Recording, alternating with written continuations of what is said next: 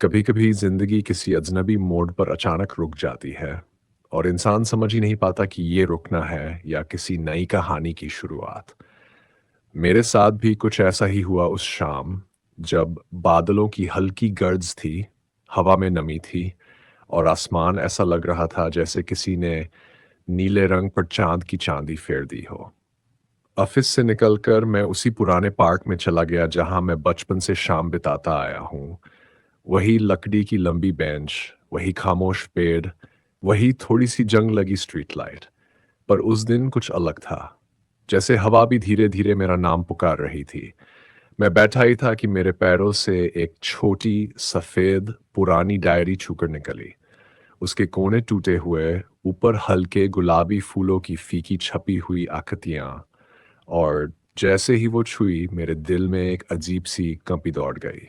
पता नहीं क्यों, पर मैं उसे उठाए बिना रह नहीं पाया।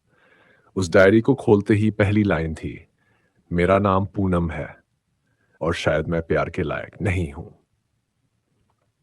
बस पढ़ते ही ऐसा लगा किसी ने मेरी सांसें रोक ली हों। पूनम नाम तो बहुत साधारण है, पर उसकी लिखावट में ऐसा दर्द था कि दिल तक उतर आया। उसकी लिखाई बहुत नर्म, बिल्कुल ऐसे जैसे हर अक्षर किसी गहरी सांस के बाद लिखा गया हो। जैसे हर शब्द के पीछे एक टूटी हुई कहानी छिपी हो, जिसे वो हर कीमत पर दुनिया से छुपाना चाहती हो, पर दिल से बाहर निकालना भी उसके लिए ज़रूरी हो गया हो। पन्ने पलटते-पलटते मैं उसके दर्द में नहीं, बल्कि उसकी आवाज़ में उतरने लगा। वो लिखती है, प्यार तितली की तरह होता है, अगर पकड़ लो तो मर जाता है और अगर छोड़ दो तो कभी-कभी वापस नहीं आता। आगे लिखा था, शायद मैं उन लोगों में से हूं जिनके हिस्से सिर्फ इंतजार ही आता है। उसकी हर बात में गहराई थी, किसी पुरानी चोट की झंझनाहट थी। जैसे वो नहीं चाहती थी कि कोई उसके आंसू पढ़ ले। पर मैं पढ़ रहा था, हर शब्द के साथ, हर अक्षर के साथ, हर सांस के साथ। वो लिखती है, मैं टूटती नहीं हूं, मैं बस बिखरती जाती हूं। ये पढ़कर मेरी गर्दन खुद ब खुद झुक गई। पता नहीं क्यों, पर उस अजनबी लड़की का दुख मेरे दिल में उतरने लगा। शायद इसलिए कि मैंने खुद भी कभी किसी को ऐसे टूटते देखा था, या शायद इसलिए कि मैं खुद भी कभी टूटा था, मैं नहीं जानता। मैं बस इतना जानता हूं कि पूनम की डायरी के हर पन्ने में एक ऐसा दर्द था जो लफ्जों में कम और खामोशियों में ज्यादा था।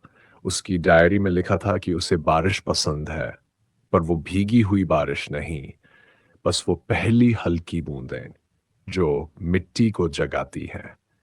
उसे चांद की रोशनी पसंद है, पर वो चमक नहीं जो आंखें चुभा दे, बल्कि वो हल्की सफेद चांदनी जिसमें इंसान को लगता है कि कोई उसे चुपचाप देख रहा हो।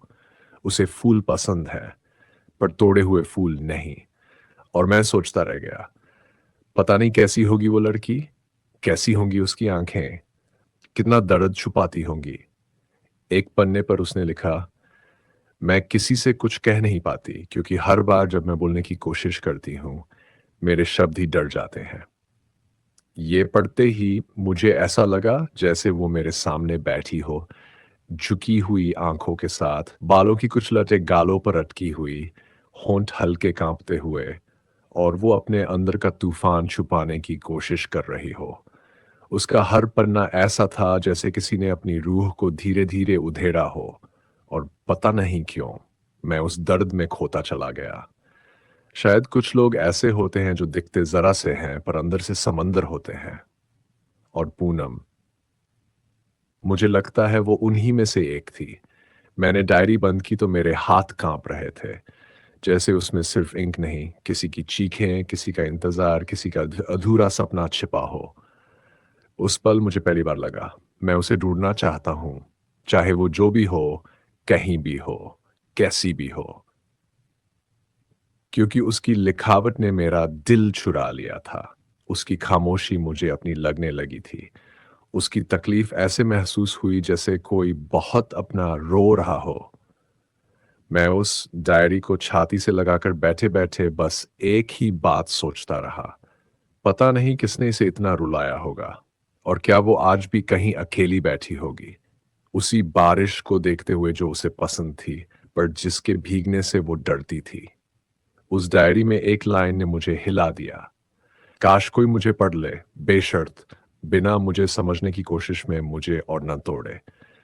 सुनकर ऐसा लगा जैसे वो मुझसे ही बात कर रही हो। मैं तोड़ना नहीं चाहता था, मैं बस उसके बिखरे पन्नों को सहेजना चाहता था। उस शाम जब मैं उस डायरी को लेकर घर लौटा, तो पहली बार महसूस हुआ कि यह सिर्फ किसी लड़की की कहानी नहीं, बल्कि मेरी आने वाली जिंदगी की दिशा थी।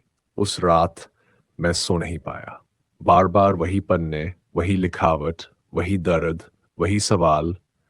पूनम कौन है और क्यों उसके शब्द मेरे दिल में घर कर रहे हैं? मुझे लगता है मैं उसे ढूँढना नहीं चाहता था। मैं उसे महसूस करना चाहता था। मैं उसकी दुनिया का हिस्सा बनना चाहता था। शायद पहली बार किसी की लिखावट से मुझे प्यार सा हो गया था। हाँ, शायद मैं किसी डायरी में लिखी लड़की से मोहब्बत करने लगा था।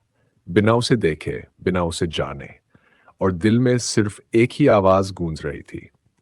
पूनम, अगर तुम सुन सकती हो, तो बस ये जान लो कि किसी जगह, किसी कोने में कोई है, जो तुम्हें टूटकर नहीं, जुड़कर समझना चाहता है। यही था वो पल, जब मेरी और पूनम की कहानी शुरू हुई। एक डायरी, एक अजनबी दर्द और एक वो लड़की जिसने बिना दिखे मेरा दिल जीत लिया। उस रात जब मैंने पूनम की डायरी बंद की, तो लगा जैसे किसी ने मेरे सीने में एक हल्की सी आग जला दी हो, जो बुझने का नाम ही नहीं ले रही थी। मैं खुद से पूछता रहा, अर्जुन, तू ऐसा क्यों महसूस कर रहा है? एक लड़की जो तूने कभी देखी नहीं, जिसकी आवाज़ तूने कभी सुनी नहीं, जिसका चेहरा तू कल्पना से आगे समझ भी नहीं सकता, आखिर तू उसके लिए इतना बेचैन क्यों है? लेकिन दिल दिल अक्सर तर्क नहीं मानता। वो बस वहाँ जाता है जहाँ उसे कुछ अपना सा लगता है। और पूनम की लिखावट, उसके शब्द, उसकी खामोशियाँ, सब कुछ मेरा अपना सा ही लगने लगा था। रात के 2 बज चुके थे, लेकिन मुझे नींद नहीं आई। मैं बार-बार डायरी खोलता, उसकी लिखावट को छूता, जैसे उसमें कोई धड़कन छुपी हो। शायद वो सच में धड़क रही थी, शायद मेरा ही दिल पूनम के नाम से धड़क रहा था। अगले दिन सुबह-सुबह मैं उसी पार्क पहुंचा, उसी बेंच पर, उसी पेड़ की छाँव में। दिल में एक अजीब-सी उम्मीद थी कि आज शायद आज मैं उसे देख पाऊँ, पर वो नहीं आई। उस दिन शाम हो गई, हवा की नमी रात में बदल गई, लेकिन वह नहीं आई, और इस तरह 1 हफ्ता बीत गया। हर दिन मैं उसी जगह जाता, डायरी अपनी जेब में रखकर, जैसे किसी पुकार का इंतज़ार करता हुआ। फिर एक दिन, ठीक उस जगह पर जहाँ डायरी मिली थी, एक छोटा-सा गुलाबी फूल गिरा हुआ था। मेरे अंदर झंझनाहट दौड़ गई। मैंने उसे उठाकर देखा, वो असली नहीं था। कागज़ से बना हुआ, बहुत नर्म, जैसे किसी ने हाथों से मोड़कर बनाया हो। शायद वो आई थी, शायद वो मुझे देख रही थी, शायद वो डर गई होगी। मैंने उसी पेड़ की जड़ में एक छोटा-सा नोट रखा, तुम जहाँ भी हो, मैं तुम्हारी हर लिखी हुई बात समझ सकता हूँ। अगर तुम मुझसे मिलना नहीं चाहती, मैं फिर भी तुम्हारी कहानी सुनना चाहता हूँ। अगले दिन जब मैं पहुँचा, तो वह नोट गायब था, लेकिन उसकी जगह एक नया नोट पड़ा था। मैं किसी के सामने खड़ी नहीं हो सकती। कृपया मुझे ढूँढने की कोशिश मत कीजिए। मैं उस कागज़ को पकड़कर कई मिनट खड़ा रहा। हवा में उसकी खुशबू थी, एक अजीब-सी हल्की, मीठी, उदास-सी खुशबू। मैंने मुस्कुराकर जवाब दिया, "ठीक है, मैं तुम्हें ढूँढूँगा नहीं, लेकिन मैं तुम्हें सुनूँगा, जब तक तुम बोलना चाहो।" और फिर जैसे किसी ने मेरी बात मान ली हो, उसी रात डायरी के अंदर एक नया पन्ना मिला। उसमें लिखा था, "अर्जुन, तुमको मेरा नाम कैसे पता?" ये पढ़कर मेरे होंठों पर हंसी आ गई, क्योंकि उसका पहला पन्ना, उसी में उसका नाम था। शायद वो भूल गई थी, शायद वो खुद को इतनी कमतर समझती थी कि उसे लगा होगा लोग उसका नाम भी याद नहीं रखते। मैंने उसी पन्ने पर हल्के से लिखा, पूनम, तुम्हारे जैसे नाम भूल नहीं जाते। और बस उसी दिन हमारी कहानी शुरू हो गई। डायरी हमारी चिट्ठियों की तरह बन गई। वो रात में एक नया पन्ना लिखकर उसी पेड़ के नीचे रख जाती, और मैं सुबह उसे पढ़ लेता। उसकी हर बात, हर एहसास, हर डर, हर ख्वाब जैसे सीधे मेरे दिल में उतर जाता था। वो लिखती, मुझे अपने बारे में बोलने से डर लगता है क्योंकि मैं खुद को बहुत हल्का महसूस करती हूँ, जैसे मैं किसी को थामने लायक नहीं हूँ। मैं लिखता, पूनम, कुछ लोग दुनिया में इसलिए आते हैं ताकि किसी की दुनिया थाम सके। तुम उसी में से हो। वो लिखती, लोग मुझे कहते हैं मैं बहुत चुप रहती हूँ। मैं लिखता, जो चुप होते हैं वही सबसे ऊंची चीखें अपने अंदर छुपाते हैं। वो लिखती, मुझे अपने चेहरे पर भरोसा नहीं, इसलिए मैं किसी से मिल नहीं सकती। मैं लिखता, मैंने तुम्हारा चेहरा नहीं देखा और फिर भी मुझे तुम्हारा एहसास दुनिया में सबसे खूबसूरत लगता है। धीरे धीरे हमारी ये चिट्ठी बाजी एक आदत बन गई। उसकी लिखावट मुझे उसकी सांसों जैसी लगने लगी।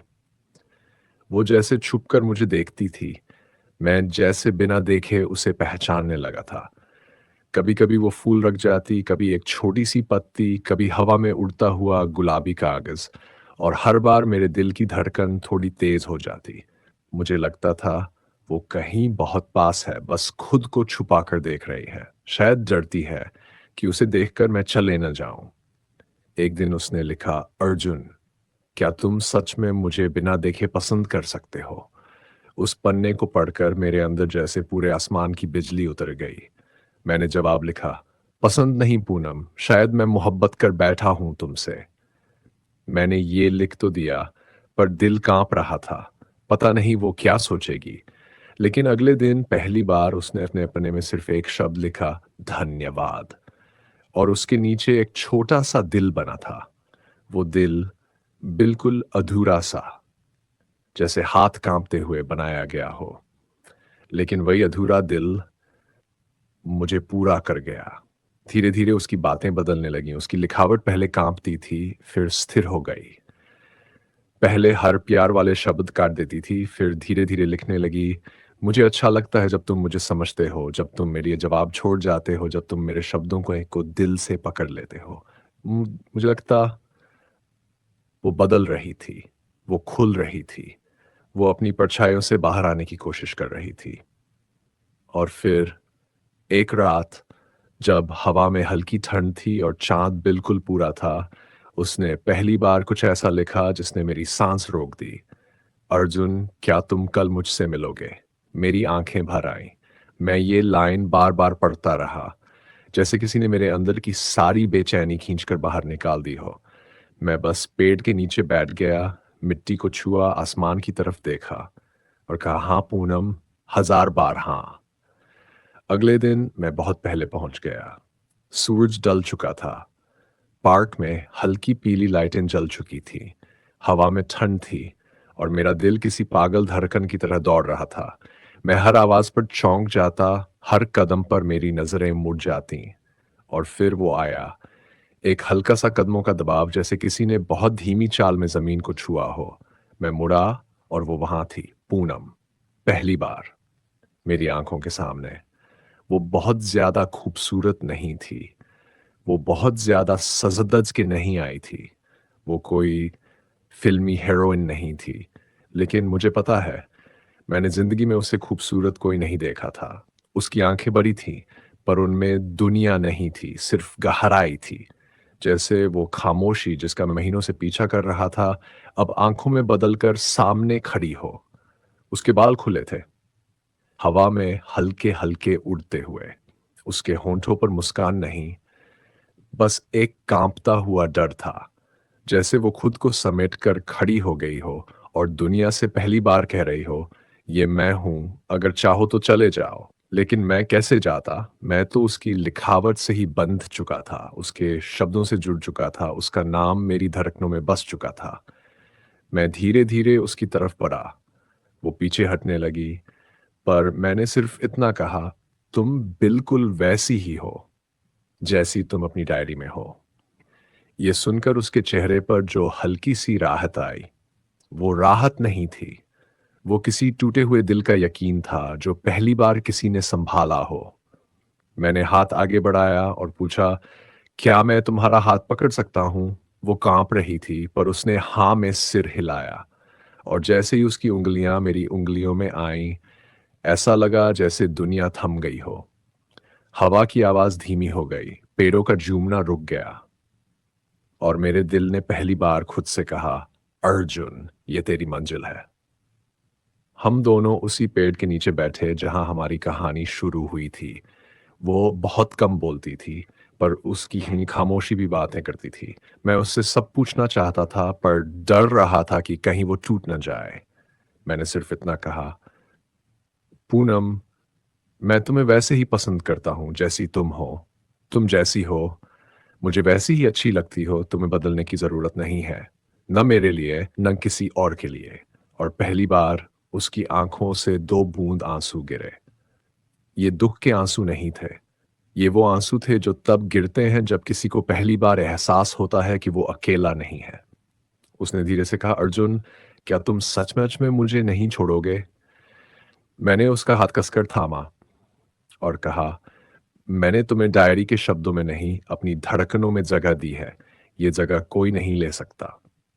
वो सिर झुकाकर रोने लगी, पर उसके रोने में एक सुकून था, जैसे वर्षों का डर किसी ने उसके कंधों से उतार लिया हो।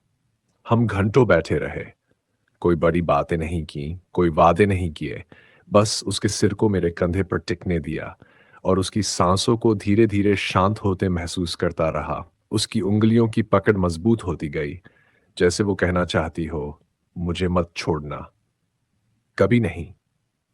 रात के आखिर में जब चाँद थोड़ा और सफ़ेद हो गया, उसने मेरी तरफ देखकर पहली बार मुस्कुराकर कहा, अर्जुन, क्या मैं तुम्हारी कहानी बन सकती हूँ? मैंने उसकी आंखों में देखते हुए कहा, तुम कहानी नहीं पूनम, तुम पूरी किताब हो और मैं उसे आखिरी पन्ने तक पढ़ना चाहता हूँ।